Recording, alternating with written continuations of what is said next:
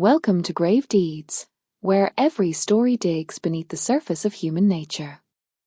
Join our growing community of mystery lovers and be part of the thrill as we uncover the deeds people hoped would stay hidden forever. Subscribe now and step with us into the darkness, where every grave deed has its price.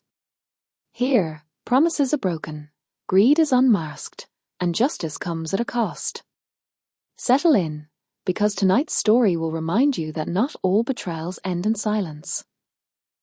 When the patriarch of the Holbrook family, Charles Holbrook Sr., lay in his hospital bed, his empire stood on the edge of uncertainty. For decades, Holbrook Textiles had been the beating heart of the small town of Meadow Ridge, employing hundreds, feeding families, and defining a legacy that stretched back 3 generations. Charles had built it with sweat, faith, and fierce loyalty to his workers.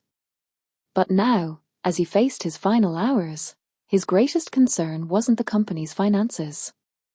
It was who would protect it when he was gone. His 2 nephews stood by his bedside that night. Evan, the golden-tongued dreamer, charming, friendly, but lazy, always chasing quick wins. And Marcus, the quiet worker, disciplined, loyal, and the man who had kept the company running in the shadows for years. Charles looked at Evan, and with trembling hands, made him swear one thing. "Promise me, Evan. Whatever happens, you'll keep our people safe. They're family."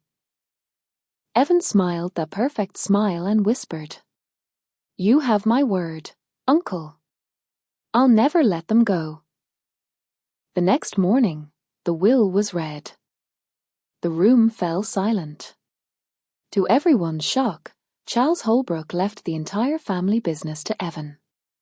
Marcus would receive a modest inheritance, the house and some savings, but not the company he had devoted his life to. Marcus was too stunned to speak.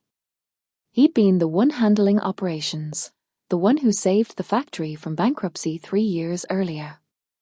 But the will was clear. And a promise, it seemed, was worth more than experience in Charles's dying mind. Evan took control the very next week. At first, he made speeches about preserving Uncle's dream and protecting the workers. But within a month, whispers began to spread. The new CEO was in meetings with Ridgewell Industries, a massive conglomerate known for devouring smaller companies and firing local employees by the hundreds.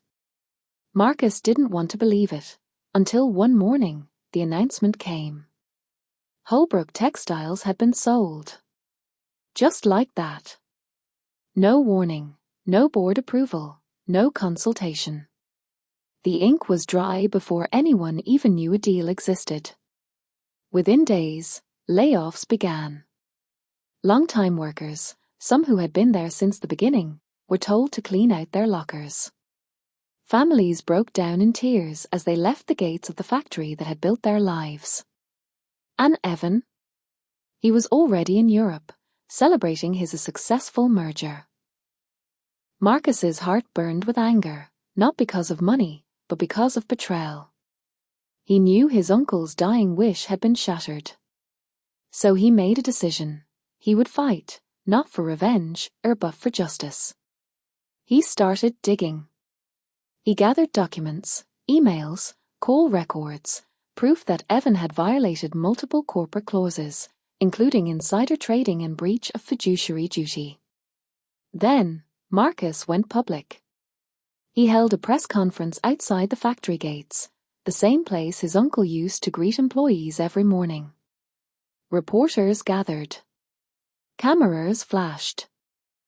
Marcus spoke not as a lawyer, not as a bitter cousin, but as a man defending a legacy. "My uncle built this company for our people, not for profit. He believed loyalty meant something. Evan Holbrook sold that belief for champagne money." He presented his evidence, showing how Evan had made millions in secret commissions from Ridgewell. But Marcus didn't sue for ownership. He didn't want the company back.